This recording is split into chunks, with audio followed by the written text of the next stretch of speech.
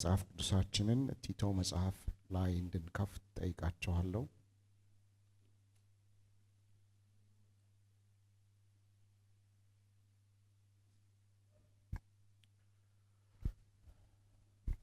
ትላንት ማታ የጀመርነው ሐሳብ አለ። የእግዚአብሔርን ቃል ክብር እንመልስ የሚል ሐሳብ ነው፣ መልእክት ነው እየተካፈልን ያለ ነው እና ይህንን ያገኘነው ከሁለተኛ ተሰሎንቄ መልእክት ምዕራፍ 3 ቁጥር 1 ላይ ሐዋርያው ጳውሎስ ጸልዩ ያለበትን ክፍል አንብበን ነው። በቀረውስ ወንድሞች ሆይ በእናንተ ዘንድ እንደሆነው የጌታ ቃል በፍጥነት እንዲሰራጭ እና እንዲከበር ለኛ ጸልዩ የሚለውን መልእክት ነው እየተካፈልን ያለ ነው። ዛሬ ማለዳ ይህንኑ ሐሳብ ወደፊት ገፋ አድርገን እግዚአብሔር ቃል የሚከበረው በዋናነት በሕይወታችን ስንታዘዘው በሕይወታችን ስንተገብረው ነው የሚለውን ሐሳብ ጀምረናል። ቲቶ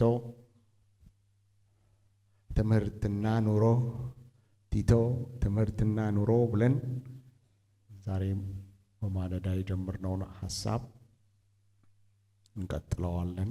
አጭር ጸሎት እናደርጋለን። የዘላለም ቅዱስ የሁሉ ፈጣሪ ባለ ብዙ ግርማ ባለ ብዙ ኃይል ነገስታት ንጉሥ ይሆንክ አምላካችን አባታችን በዚህ ሰዓት አንተ ያው ቃልህን የሚሰራው ቃልህን የሚነቅለውን ቃልህን የሚያፈርሰውን የሚገለብጠውን ቃልህን ደግሞም የሚተክለውን የሚገነባውን የሚያበረታውን ሕያው ቃልህን እንድትልክልን ታናሽ ባሪያህ በታላቅ ትሕትና በጌታ በኢየሱስ ክርስቶስ ስም እለምንሃለሁ። ቃሉን ላከ፣ ፈወሳቸው፣ ከጥፋታቸውም አዳናቸው ተብሎ የተጻፈው ቃል አሁን እንዲፈጸም በሕዝብህ መንፈስ ላይ ጸጋ እንዲፈስ በባሪያህ ላይ ጸጋ እንዲሆን የክብርህ መገኘት ውስጥ ቃልህ እንዲመጣ ሕዝብህን እንድትረዳ እንድታበረታ የሕዝብህን ልቦና እንድታበራ ያንተን መሻት ሕዝብህ እንዲረዳ ያንተን ሐሳብ ሕዝብህ እንዲያስተውል እንዲያውቅ የጥበብንና የመገለጥን መንፈስ እንድታፈስ እለምንሃለሁ። ቃሌን ክብር መልሱ እያልክ ነውና በእውነትም የቃልህ ክብር በሕዝብህ ልብ ውስጥ በሕዝብህ ጓዳ በሕዝብህ ሕይወት ሁሉ ስፍራ እንዲያገኝ በቤተ ክርስቲያንህ በእግዚአብሔር ቤተ ክርስቲያን የእግዚአብሔር ቃል ተገቢውን ስፍራ እንዲይዝ ይህንን አንተ እንድታስፈጽም የነገሥታት ንጉሥ የጌቶች ጌታ የቤተ ክርስቲያን ባለቤት የቤተ ክርስቲያን ራስ ቤተ ክርስቲያኔን እገነባለሁ ያልክ በደምህ የገዛህን በደምህ የዋጀህን የእግዚአብሔር ልጅ የናዝሬቱ ኢየሱስ ይህንን ሰዓት አንተ ለክብርህ እንድትዋጀው ለፈቃድህ እንድትለየው እለምንሃለሁ። የእግዚአብሔር መንፈስ የእውነት መንፈስ፣ የክብር መንፈስ፣ የኃይል መንፈስ፣ የፈሪሃ እግዚአብሔር መንፈስ፣ የእውቀት መንፈስ፣ የማስተዋል መንፈስ እዚህ ጉባኤ ላይ አንተ ሁሉን እንድትገዛ እንድትቆጣጠር ክፉ በእሳትህ እንዲቃጠል ቃልህ ግን በመስራት ጉልበት እንዲመጣ ታናሽ ባሪያህን እንድትጠቀም እለምንሃለሁ። ክፉ ሁሉ ጌታ ሆይ በስምህ ይከልከል። ቃልህ ግን ያለመከልከል ፍቃድህን እንዲያስፈጽም እለምንሃለሁ። ተመስገን። በኢየሱስ ክርስቶስ ስም ጸለይኩኝ። አሜን።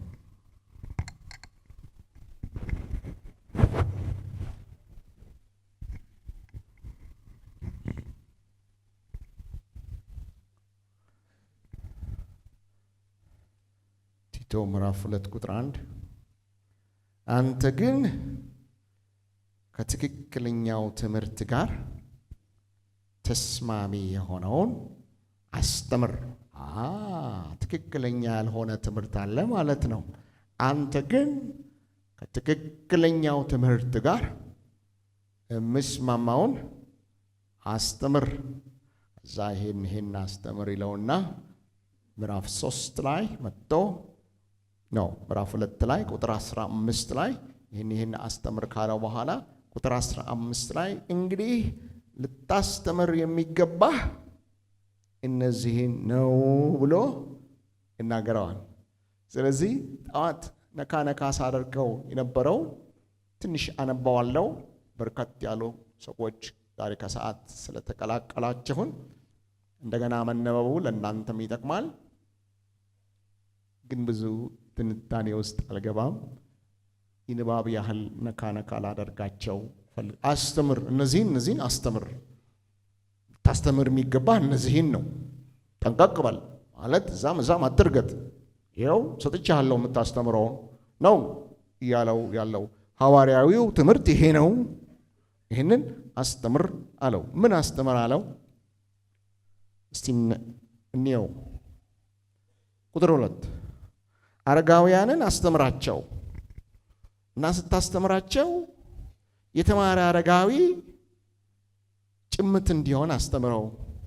የምታስተምረው ባህሪው ወደ አንድ ነገር እንዲመጣ ነው። ማንነቱ ወደ አንድ ነገር እንዲመጣ። ትምህርት በራሱ ግብ ሳይሆን በሰውየው ላይ የሚሰራው ስራ ነው ግብ። እና በትክክል ስታስተምረው አረጋዊ ጭምት፣ የተከበሩ፣ ራሳቸውን የሚገዙ፣ በእምነት በፍቅር በትዕግስት ጤናማነት ያላቸው እንዲሆኑ ምከራቸው ብሎ በቃ የአረጋዊ ካሪኩለም እዚህ ጋር ይዘጋል ማለት ነው። ስለዚህ በቤተ ክርስቲያን አረጋውያኖችን እንዲህ አይነት ሰዎች እንዲሆኑ አስተምራቸው። ደግሞ አሮጊቶችን እና አይገርማችሁም? የሐዋርያዊው ትምህርት ለአረጋዊው ሌላ ነው፣ ለአሮጊት ሌላ ነው። አሮጊቶቹን ባኗኗራቸው ለካ ትምህርት አኗኗርን የሚለውጥ ነገር ነው። ባኗኗራቸው የተከበሩ በጎ የሆነውን የሚያስተምሩ እንጂ የሰው ስም የማያጠፉ ወይም በወይን ጠጅ ሱስ የተጠመዱ እንዳይሆኑ አስተምራቸው። በቃ የተማረው አሮጊቶች ደግሞ የተከበሩ ይሆናሉ። ሐሜት ውስጥ አይገኙም። የወይን ጠጅ ብዙ አይጠጡም። ስለዚህ የምታስተምራቸው ህይወታቸው እንዲሰራ ነው ይላል። እና የተማሩ አሮጊቶች ደግሞ ይላል እንዲህ ከሆኑ አሮጊቶቹ ወጣት ሴቶችን ያስተምሩ ይላል። በነገራችሁ ላይ ወጣት ሴቶችን ማስተማር ያለባቸው የተማሩ አሮጊቶች ናቸው ነው የሚለው እግዚአብሔር ቃል። እና የተጻፈው ለቲቶ አይደል? አንተ አሮጊት ወጣት ሴትን ማስተማር ካንተ ይልቅ ለአሮጊት ይሻላል። ለምን? አንተ ወጣት ሴት ሆነህ አታውቅም። ስለዚህ ወጣት ሴት የነበሩ ሴትነትን ስለሚያውቁ እነሱ ያስተምሩ። እንዲያስተምሩ ግን አንተ አሮጊቶቹን አስተምራቸው። እነሱ ወጣት ሴቶችን ምን ያስተምሯቸው ሲባል ባሎቻቸውንና ልጆቻቸውን እንዲወዱ አስተምራቸው። ስለዚህ የተማረች ወጣት ሴት ባሏን ትወዳለች፣ ልጆቿን ትወዳለች። የእግዚአብሔር ቃል በማንም ዘንድ እንዳይሰደብ እንደገና ወጣት ሴቶች ራሳቸውን የሚገዙ ንጹሐን፣ በቤት ውስጥ በስራ የተጠመዱ። ለካ በቤት ውስጥ መስራት ለወጣት ሴት መንፈሳዊነት ነው። ለባለ ትዳር ሴት ቤቷን ጠንቅቅ አርጋ ማስተዳደር፣ ጽድት ያለ ቤት መምራት፣ ኩችና ፋ ብሎ መጽዳቱ ለካ መንፈሳዊነት ነው። ወይ ጉድ! ወጣት ሴት በቤቷ በስራ የተጠመደች እንድትሆን አስተምራት። ለምን? መንፈሳዊነት ስለሆነ። ለካ ቤቱ ዝርክርክ ሲል የብድ ቤት ሲመስል ልጆች ንፍጥ በንፍጥ ሲሆኑ መንፈሳዊ ሴት ጠፍታ ነው በዛ ቤት ውስጥ።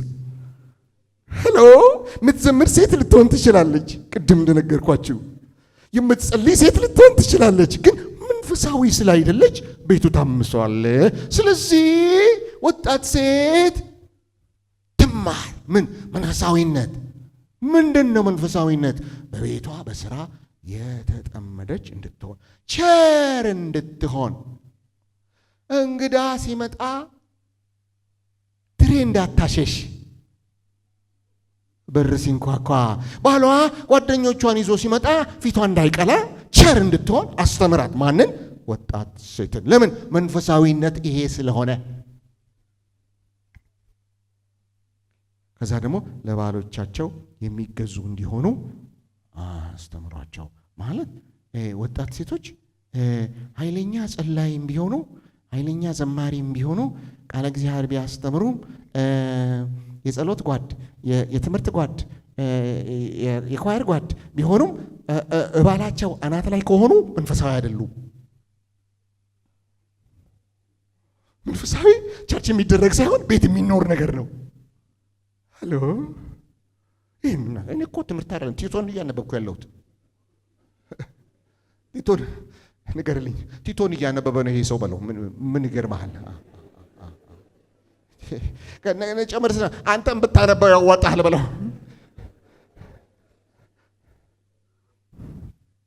እንዲሁም ወጣት ወንዶች ራሳቸውን እንዲገዙ አስተምራቸው። ጠዋት የተናገርኩትን ልድገመው፣ ለምን ግማሽ ሰው ስለሌለ እዚህ። ወጣት ወንድ ደግሞ ራስ መግዛት ነው የሚያቅተው ሲጎራመስ። ምን ቋንቋ ተጠቀምኩ ጠዋት? ነገሩኝ። ምን ይላል? ምን ይላል? ይፈነዳል። ስለዚህ ከፍንዳታ መለስ እንዲል አስተምረው። ማለት እጁን እንዳይሰነዝር ራስ መግዛት አስተምረው። ጠዋት ምን አልኩ ደግሞ? ቀበቶውንም ጠበቅ እንዲያደርግ አስተምረው። በኢየሱስ ስም እያለ ቀበቶ እንዳይፈታ አስተምረው። ለምን? መንፈሳዊነት ቀበቶ ማጥበቅ። እስቲ እግዚአብሔር ሕዝብ አሜን።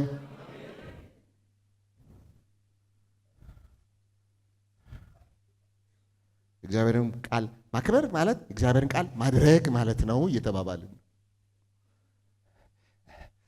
ትላንትና ላልነበራችሁ ሰዎች ከመስዋዕት እግዚአብሔር ከመስዋዕት ይልቅ ለቃሉ ለሚደሰቱት በቃሉ ለሚታዘዙ የሚደሰተውን ያህል በመስዋዕት ይደሰታልን? ጥሩ ነው መስዋዕት፣ ጥሩ ነው መዘመር።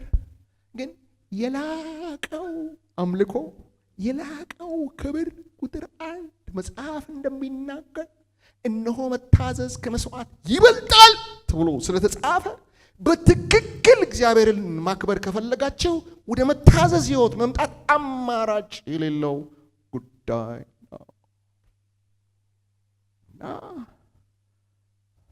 በማንኛውም ነገር እነዚህ ወጣት ወንዶች መልካም የሆነውን ነገር በማድረግ ራስህን አርአያ አድርገህ አቅርብላቸው። በምታስተምራቸውም ትምህርት ጭምተኝነትን፣ ቁም ነገረኝነትን እናንተ ሰዎች ለካ ጭምተኝነት መንፈሳዊነት ነው። ለካ ቁም ነገረኝነት መንፈሳዊነት ማለት እመጣለሁ ስትል ስትመጣ፣ አደርጋለሁ ስትል ስታደርግ፣ የተበደርከውን ስትመልስ፣ ከሰዓት ቀጠሮ ስትገኝ፣ ለካ ይሄ ነው መንፈሳዊነት። ጭምተኝነትን፣ ቁም ነገረኝነትን፣ ጤናማ አነጋገር፣ ስነ ስርዓት ያለው አነጋገር አሳይ።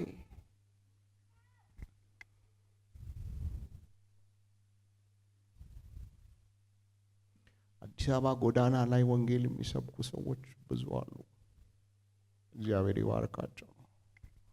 አንዳንዶቹ በጨዋ ቋንቋ ይናገራሉ፣ በአክብሮት ይናገራሉ። አንዳንዶቹ ወንጌልን በአመፀኛ አንደበት ይናገራሉ። ይሻላል አላላሳ ጤናማ አነጋገር አይደለም፣ በሽተኛ አነጋገር ነው። ወንጌል የሚነገረው በጤናማ ቋንቋ፣ በጨዋ ቋንቋ ነው።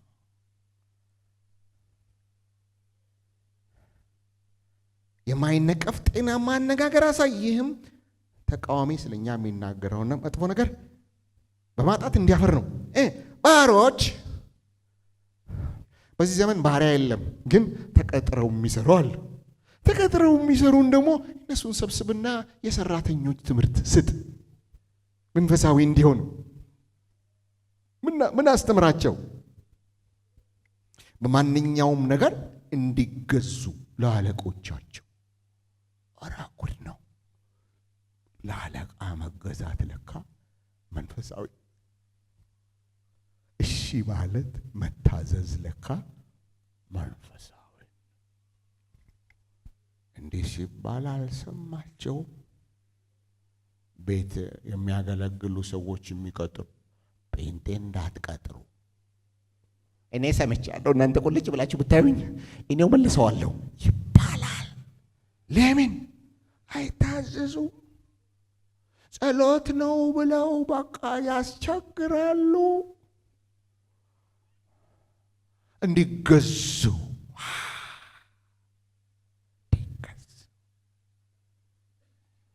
በማንኛውም ነገር ደስ እንዲያሰኟቸው ያጸፋ ቃል እንዳይመልሱላቸው፣ አልበዛም እንዴ እንዳይሉ አስተምራቸው። መንፈሳዊነት አይስረቁ።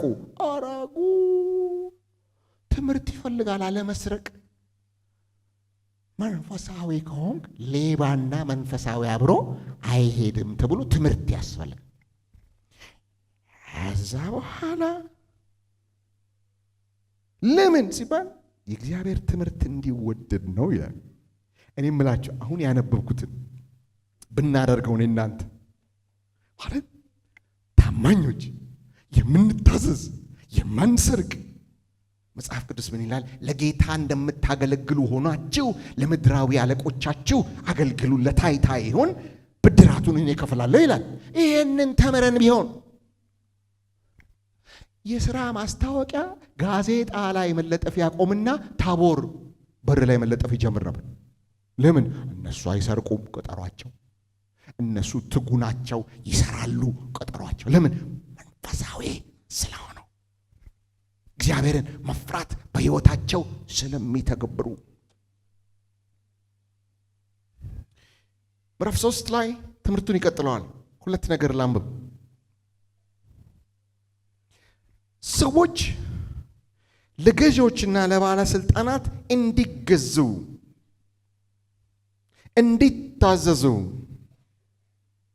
መልካም የሆነውን ሁሉ ለማድረግ ዝግጁ እንዲሆኑ አሳስባቸው። ለመንግስት ባለስልጣናት ደግሞ እንዲገዙ፣ እንዲታዘዙ አስተምራቸው።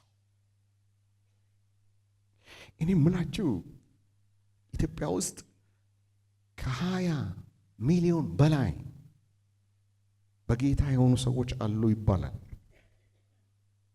ከ20 ሚሊዮን በላይ የሆኑ በጌታ የሆኑ ሰዎች መስረቅ ቢያቆሙ የመንግስት ራስ ምታት ወዲያው ፓናዶል ሳይውጥ ይለቀው ነበር። ጭንቅ ይዞታል። አሁን ማን ይሾም? መሬት አስተዳደር ሌባ፣ ክፍለ ከተማ ሌባ፣ ጭንቅ፣ ጴንጤ ሌባ፣ አሕዛብ ሌባ፣ ጭንቅ። ኢትዮጵያ ተጨንቃለች። እኔና እናንተ ከዝማሪያችን ያለፈ ብርሃንና ጨው መሆን ስላቃት ምድር በእኛ ማረፍ ሲገባት ምድር ከኛ ጋራ በእኛ ምክንያት አበሳን እያየች ስለሆነ የእግዚአብሔር ልጆችን መገለጥ ፍጥረት በናፍቆት ይጠባበቃል የተባለልን ቅዱስ ደም የፈሰሰልን ቅዱስ መንፈስ እኛ ውስጥ አለ። ቤተ መቅደስ ነን ብለን ያለን እኛ ከዝማሬ አላለፍንም።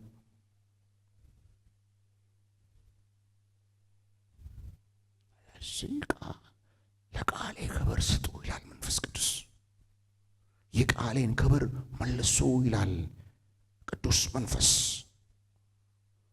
ደሜን ማክፋፋት አቁሙ ይላል የእግዚአብሔር መንፈስ።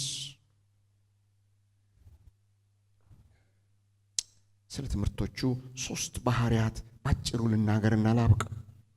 አንደኛ እውነተኛ ትምህርት። ቅድም ከትክክለኛው ትምህርት ጋር የሚስማማውን አሰብ። ምንድነው ትክክለኛው ትምህርት ስትሉ፣ ትክክለኛው ትምህርት ክርስቶስን የሚያጎላ ትምህርት ነው። ክርስቶስ ተኮር እውነተኛ ትምህርት የተማረ ሕዝብ ክርስቶስን ይመስላል።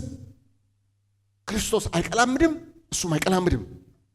ክርስቶስ ቀጥተኛ ነው፣ እሱም ቀጥተኛ ነው። ክርስቶስ ፍቅር ነው፣ እሱም ፍቅር ነው። ክርስቶስ አገልጋይ ነው፣ እሱም አገልጋይ ነው። ክርስቶስ ለአባቱ ክብር ይኖራል፣ እርሱም ለአባቱ ክብር ይኖራል። አንደኛ ጢሞቴዎስ 6:3 ክርስቶስ ጤናማ ትምህርት ጋር የማይስማማ ከሆነ በሽተኛ ትምህርት ነው ይላል።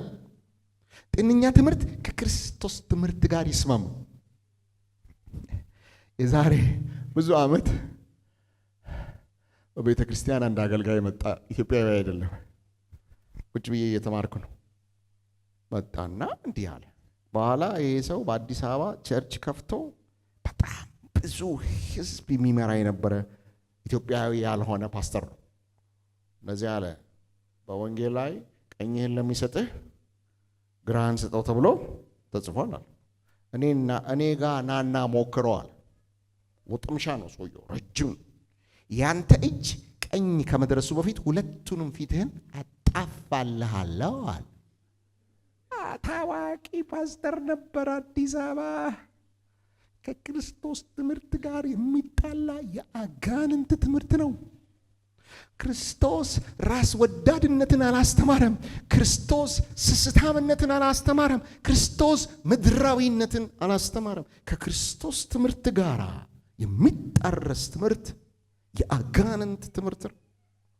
እውነተኛው ትምህርት ግን ክርስቶስን እንድንመስል፣ መስቀሉን እንድናስብ፣ ራሳችንን እንድንክድ፣ መስቀሉን እንድንሸከም፣ እግዚአብሔርን በመፍራት እንድንመላለስ የሚያስተምር ትምህርት ነው። እውነተኛ ትምህርት መንፈሳዊነትን የሚያጎለብት ነው። መንፈሳዊነት ምንድን ነው? እስካሁን ከትላንት ጀምሮ የምናገረው ነው። ሰው አመፀኛ ሆኖ 1 ዓመት ከተማረ በኋላ አመፀኛ ከሆነ 1 ዓመት አልተማረም። ምን እንዳደረገ መድኃኔዓለም ነው ያውቀው። ወይም የተማረው ትምህርት የክርስቶስ ትምህርት አይደለም። የክርስቶስ ትምህርት አመፀኛው ገብቶ ሲገርዘው ምን እንደሆነ አላውቅም።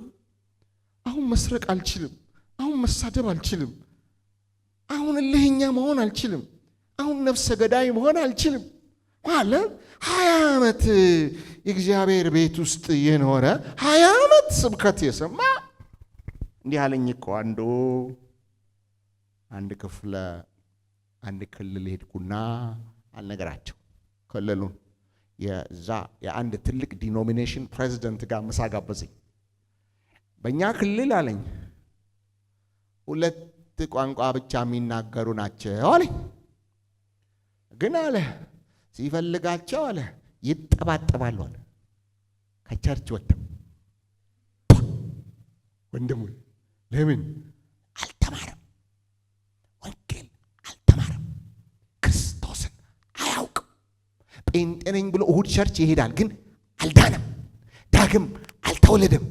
መዝሙር ያውቃል፣ ነፍሱ በመንፈስ ቅዱስ አልተለወጠች።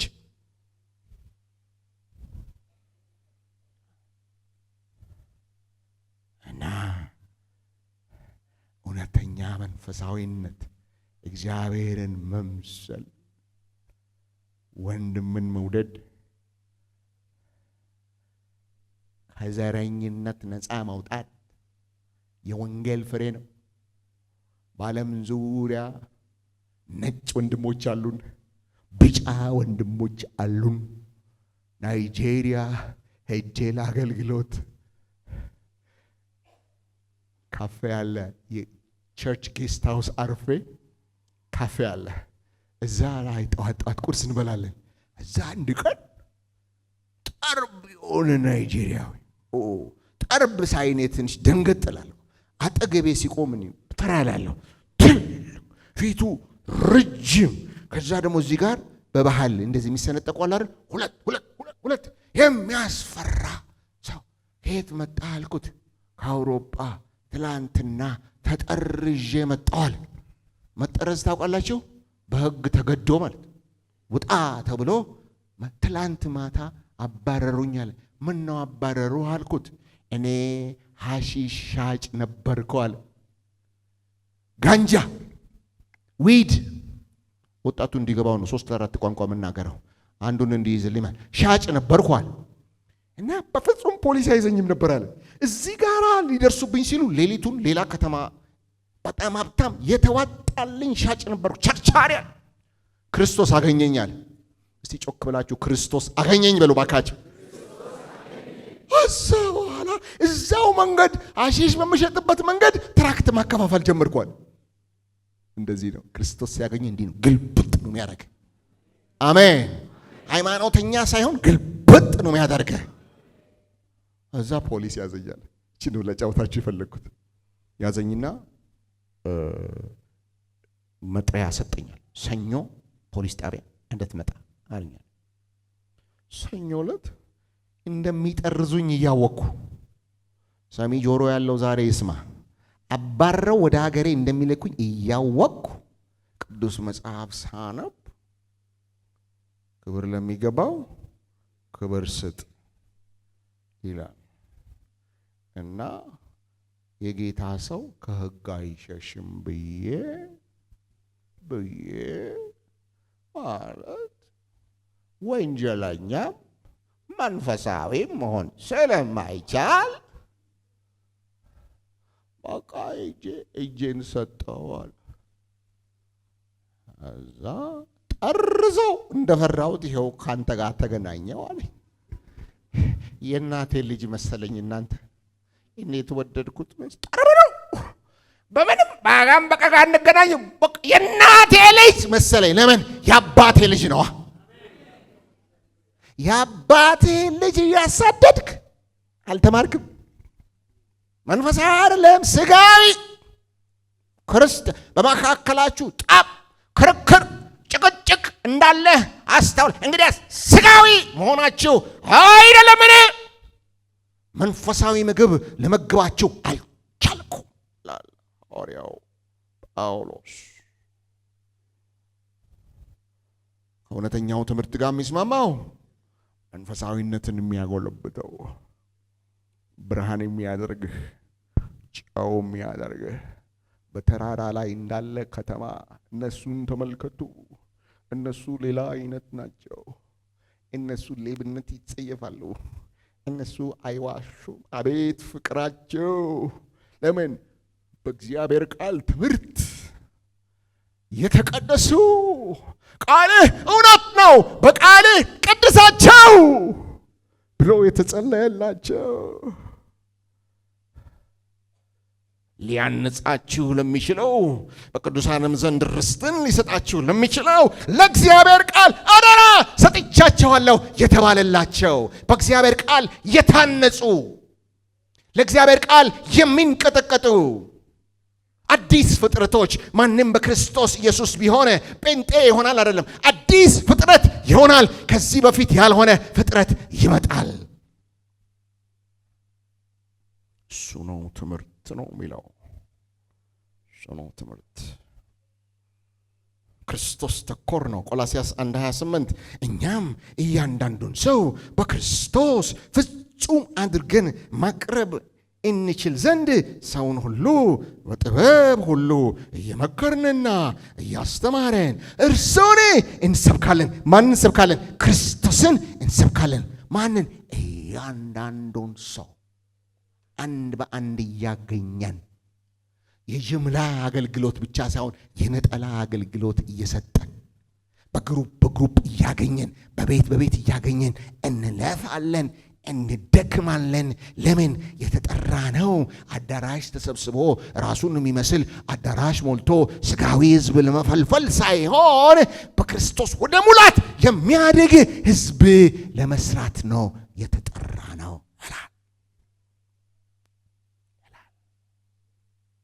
ለዚህ ዓላማ በውስጤ በሚሰራው ኃይል እተጋለሁ ይላል። እተጋለሁ፣ አገለግላለሁ።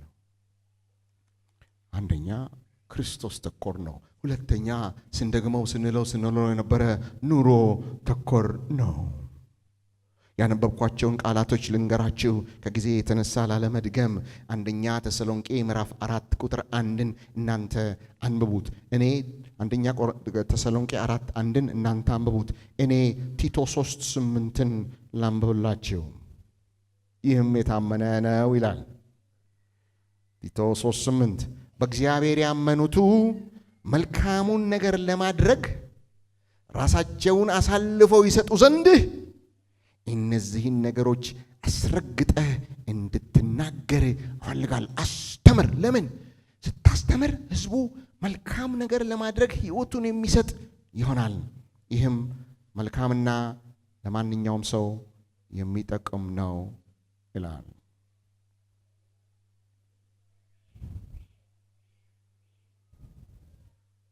የምትጽፉ ሰዎች ቆላስይስ ምዕራፍ 1 ከ9 እስከ 10 ቆላስይስ ምዕራፍ 1 ከ9 እስከ 10 እኔ አንደኛ ቆሮንቶስ ምዕራፍ 4:17ን እናንባለን እንድታወጡት ጠይቃችኋለሁ።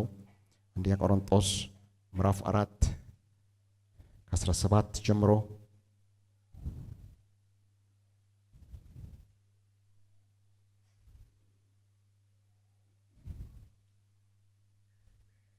ከ17 ጀምሮ ሳይሆን 17 ስለዚህ ቁጥር 16 ይቅርታ አድርጉልኝ። ስለዚህ እኔን እንድትመስሉ እለምናችኋለሁ ይላል። ይገርማል ማለት እኛ የምንለው እኮ እኛን አትመልከቱ ጌታን ተመልከቱ ነው እኛ የምናውቅበት። ጳውሎስ ደግሞ እኔን እንድትመስሉ እለምናችኋለሁ። ለምን? መንፈሳዊ አስተማሪ ስለሆነ። ይህ ማለት ፍጹም ነው ማለት ሳይሆን ነገር ግን ጌታን የምከተል ጌታን የምመስል ስለሆንኩ እኔን እንድትመስሉ እለምናችኋለሁ። እንግዲህ በጌታ የተወደደውንና የታመነውን ልጄን ጢሞቴዎስን ይላኩላችሁ በዚህ ምክንያት ነው። ጢሞቴዎስን ልኬላችኋለሁ። ለምን? እኔን እንድትመስሉ ላኩላችሁ። እንዴት?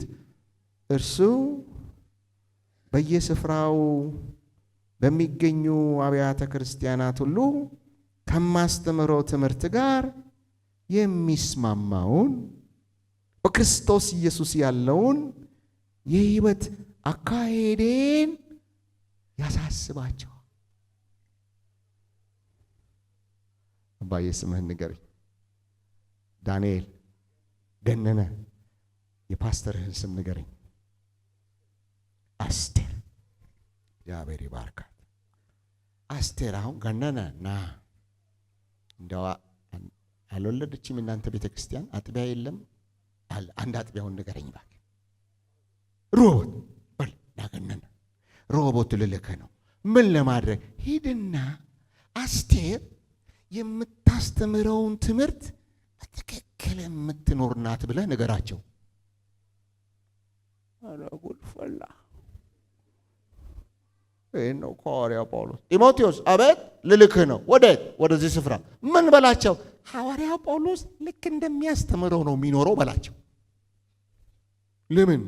ትምህርት በመላስ ብቻ ሳይሆን በኑሮ የሚተላለፍ ስለሆነ። ልጆች ያላችሁ ሰዎች አላችሁ? እኔ ልጆች አሉኝ። አንደኛው እዚህ መካከል አለ። ይላችሁ የኔ ድካም እነሱ ላይ አለ፣ የኔ ብርታት እነሱ ላይ አለ። እኔ በደከምኩበት ነገር ስነግራቸው ቡል ብዙም አይችሉበትም። እኔ በበረታውበት ነገር አንድ ቃል ስናገር አጥፍጥፉን ያደርጉታል። ለምን? ትምህርት ኢምፓርት የሚደረግ ብቻ ነው እንጂ የምታካፍለው ነው እንጂ የምታወራው ብቻ አይደለም። ለዚህ ነው ቲቶ ላይ በነገር ሁሉ ይለዋል። በነገር ሁሉ እሷን በመናት እንሂድ። ቁጥር 7 2:7 ቲቶ 2:7 በማንኛውም ነገር መልካም የሆነውን ነገር በማድረግ ራስህን አርአያ አድርገህ አቅርብላቸው። ከቃልዬ ጋር ያወራን ነበር። ይህ ትውልድ የማታረገውን ስትነግረው ወገቡን ይዞ እስቲ መጀመሪያ እንታረገው ይልሃል አለኝ። በቃ እንዲህ አይነት ነገር ውስጥ ገብተናል። ስለዚህ ጢሞቴዎስ ና ሂድ፣ ምን ኑሮ እንደ ትምህርቱ ነው ብለህ አሳስባቸው ይላል። ኑሮ ተኮር ነው የሚለው ለዚህ የመጨረሻው ስሜት ኮርኳሪ አይደለም ማለት ደስ ምናምን አይልም። በአብዛኛው ወንበር አያሰብርም። እኛ ደግሞ ወንበር መስበር ስንወድ እኔ እወዳለሁ መንቀጥቀጥ። ምን አለ አንድ ሰው ሲያስተምር እንደ ህንድ ጣዖት ከመጎለት መንቀጥቀጥ ይሻላል አለ። እውነቱን ነው፣ በጣም እውነቱን። እኔ መንፈሳዊነት መንፈሳዊ ልምምድ ይሄ ፔንቴኮስታል ነገር በጣም ነው የምወደው። ነገር ግን እውነተኛው ትምህርት ሲመጣ በአብዛኛው ስጋን አይመችም። አሁን እኔ እንኳን ሳስተምር ስንት ሰው ተበሳጭቷል መሰላችሁ? አውቀዋል። ያሱል ልክት ያደርጋል፣ መጥቶ ግስጥ ያደርጋል። አንተን ነው ይልሃል መንፈስ ቅዱስ። ስለዚህ እኔን ትጠምደኛለህ። እኔ ምን ላድርግ? እኔ የተጻፈውን ነው ማነበው። ኮርኳሪ አይደለም። ይኸውላችሁ አስተምር ይለዋል፣ አቅና ይለዋል። ሐኪም ቢኖር እዚህ የቦን ስፔሻሊስት የተሰበረ ወይም የተወላገደ ነገር ሲቃን ያማን ወጌሻ ጋር ሄደ ወንበር ትሰብራለህ። ወጌሻ ጋር ሄደ እኔ ልጅ ወጌሻ ጋር ሄዳ ነበር እና ስትነግረኝ እምባዬን ጠብ እያረኩ ባባ እምባዬን ጠብ ደግሞ ልክ ልታሳመመኝ ስትሆን አውቃታለሁ። እንዴት ታውቂያለሽ ስላት ወሬ ትጀምራለች አለች። አባትሽ ምናምን ያው ልታሳመመኝ ነው ለምን ታደርገኛለች አለ። አሽታ ፈወሰቻት። ከነጠማማነትህ እንዲህ ጎብጠህ ጌቴዬ ብሩኬ ጠጋዬ ከሚልህ እንድቀ አድርጎ ቀጥ ብትል አይሻልም?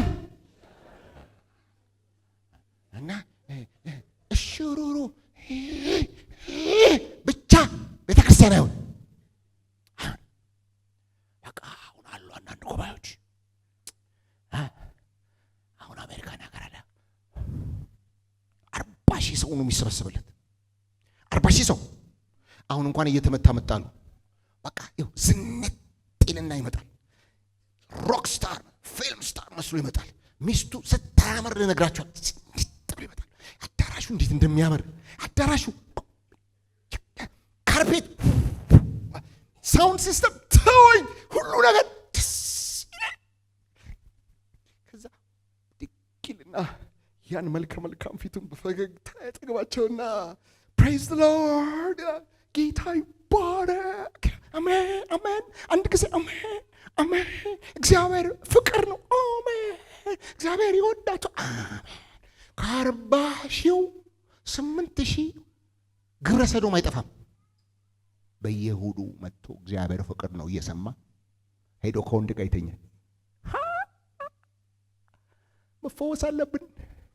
እውነትን ወደ መጠጣት መምጣት አለብን። እውነትን መጠጣት ብቻውን እውነትን ወደ መውደድ መምጣት አለብን። ለምን? መድኃኒት ይመራል፣ መድኃኒት ግን ይፈውሳል። ይፈውሳል። እንዴ አንድ ጊዜ ፓስተሩ ቢቢሲ ላይ ይቅርታ ሲኤንኤን ላይ መግለጫ ለመስጠት መጣና ጋዜጠኛው ጠይቀው ግብረ ሰዶምነት አለው ኃጢአት ነው አይለው። ፓስተሩ እንዴት ደፍሮ ለምን ኃጢአት ነው ካለ የዛሬ ሳምንት 9,000 ምእመን ከነብሩ ከነአስራቱ ውልቅ ብሎ ሊሄድ ነው። እግዚአብሔር የሚያውቀው ብሎ ቁጭ፣ እኔ ለመፍረድ አልተጠራሁም ብሎ ቁጭ። እኔ የተጠራሁት እግዚአብሔር ፍቅር ነው ለማለት ነው። እናንተስ የምትወዱት የትኛውን አስተማሪ ነው? መጥቶ በቅም ያደረጋችሁን ጀበብ ያደረጋችሁ ስለ ኤክሳይትመንቱ ደስ ብላችሁ ነው ወይስ ልኩን ሲነግርህ በእግዚአብሔር ጸጋ ሆኖ በፍቅር ሆኖ አሜን እግዚአብሔር ሆይ አድነኝ፣ እግዚአብሔር ሆይ ንቀልልኝ ማለትን ነው ወይም የምትወዱ? ኮርኳሪ አይደለም። ማቅናት ምንም ሃሌሉያ ያስብለ ገስጽ ይላል። ገስጬ ወጣሁ አንድ ቦታ። አንደኛው ተከተለኝና ፓስተር ይሄ ጌታ ይባርክ፣ በእኛ ቤተ ክርስቲያን እኮ ተግሳጽ ከጸማን ስንት ጊዜ ነው? ተሰውየው ምን ተሻለ? አሁን ከነገርኳቸው እግዚአብሔር የሚወደው ምን ያደርገዋል ይላል? ይገስጸው ይላል። ዲቃላ ነው ማይገስጸው ይላል። ገስጽ፣ አቅና፣ አስተምር። ከዛስ አበረታታ። ምን ብለህ አበረታታ? ጨክነህ ተከተል ብለህ አበረታታ። በቀጭኑ መንገድ ሂድ ብለህ አበረታታ። ዓለምን ካድ ብለህ አበረታታ። ኢየሱስን ምሰል ብለህ አትደባለቅ። እናንተ የእግዚአብሔርን ነገር የምትሸከሙ ሰው አድርበሉ አትቀላቀሉ ብለህ አስተምር፣ አበረታታ። አይዟችሁ ክርስቶስ ይመጣል፣ አይዟችሁ ብድራታችሁ በሰማይ ነው ብላችሁ ቀና ብሎ ህዝቡ እግዚአብሔርን በመምሰል እንዲከታተል አበረታታ።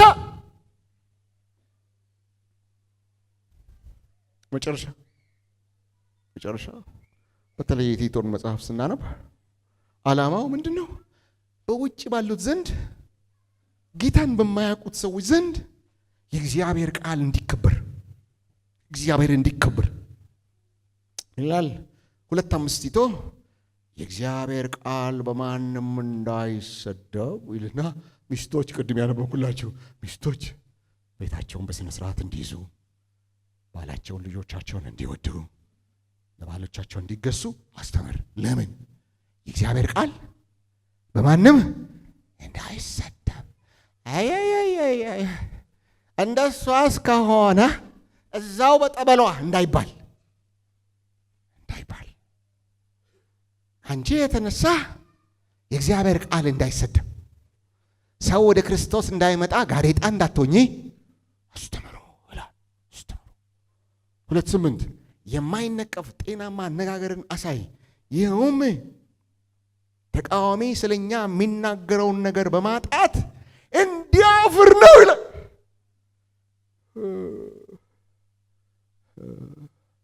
አሁን እኮ ብዙ ፍለጋ አያስፈልገውም። የሚያሳፍር ነገር እኛ ጋር ብዙም አያስፈልገው። ዳንኤል ላይ ፈለጉበት። እስቲ አንድ ወንጀል እንፈልግበት። ቢያገላብጡት እንደው የሆነ ደረሰኝ ሰርዞ ነበር ቢባል ምንም ውል ፈርሞ ያለፈው ምንም ወንጀል ምንም ነገር ከእግዚአብሔርን ከመፍራት ውጪ ይሄ ሰው ያገኝማሉ። በምን ያዙት? በጸሎት ያዙት እና አሳፈሩት። እግዚአብሔርን ቃል በማክበር ተቃዋሚ ሊናገር ፈልጎ ብሎ ጸጥ እንዲል። አሁን ግን በደንብ አድርገው ያብራሩልናል፣ ይተነትኑልናል። እናንተ አናውቃቸውም እንዴ? ለስሙ መሰደቢያዎች እንዳትሆኑ። ቲቶ 2:10 ያዳኛችን የእግዚአብሔር ትምህርት ይወደድ ዘንድ ይላል። አሜን። ሰዎች ካንተ የተነሳ ወደ ክርስቶስ እንዲመጡ እችን ምስክርነት ተናግሬ ላብቃ። የዛሬ 32 ዓመት በፍትህ ሚኒስቴር ውስጥ ተቀጥሬ ይሰራ ነበር። የዛን ጊዜ 3 አዲስ ፍሬሽ ከግራጁዌት ሆኜ ነው ባንክም ሰርቻለሁ። ከዛ በኋላ ግን ገና ነኝ፣ ጎረምሳ ነኝ እና 3 ሰዎች ቢሮ ውስጥ ነበርን፣ 3 ሰራተኞች። ከ3ታችን አንደኛው ነውጠኛ አይገልጠውም ይላል በዘመናዊ ቋንቋ። ነውጠኛ አይገልጦ ከዘበኛው ጀምሮ እስከ ሚኒስትሩ ተጣልቶ ጨርሷል።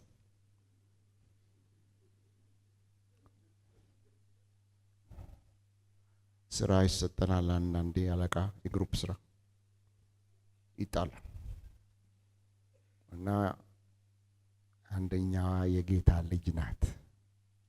የኔ ጌታን አላውቅም፣ ያዳኛችን የእግዚአብሔር ቃል ይወደድ ዘንድ እሷ ሙልጭ አድርጎ ይሰድባታል፣ ከፍ ዝቅ አድርጎ። በነጋታው አይ ላለው እኔ ወደ ቢሮ ሳቀና አሁን አትሞስፌሩ ሊያስጠላ ነው፣ መኳረፍ ነው እንደው ያልኩ።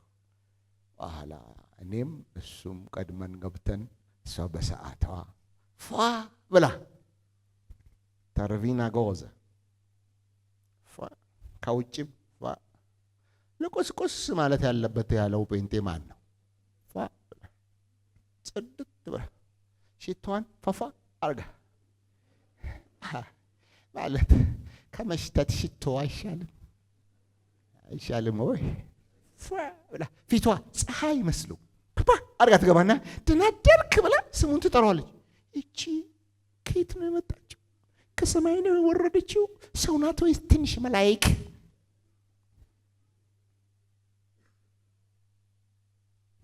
እሷን መጽሐፍ ቅዱስ ተቀብዬ በመጽሐፍ በቦርሳዋ መጽሐፍ ቅዱስ አይጠፋ።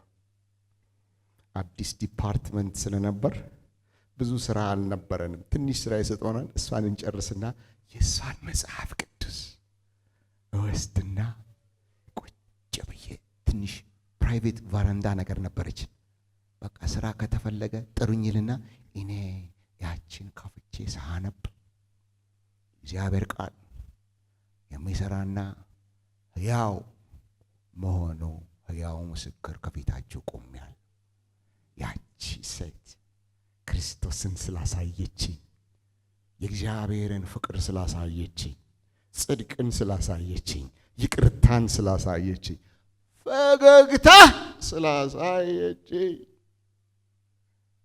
እሷን ኢየሱስ ከወንጌል አግኝቼ ዛሬ በፊታችሁ ቆሜያለሁ።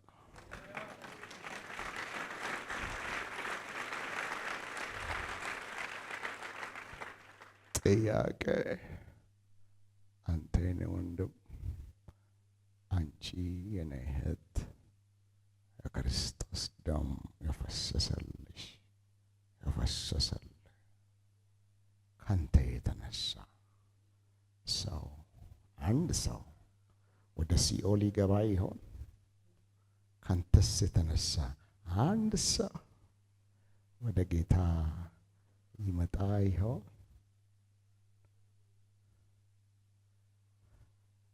በዝማሬ እያገለገለን ያለው ቃላ ማታ 4 ላይ የመሰከረልኝ ነው። ከአንድ ሰው የተነሳ ወደ ጌታ እንደመጣ ዛሬ ይኸው ለሺዎች የክርስቶስ አምባሳደር ሆነው ያገለግላል።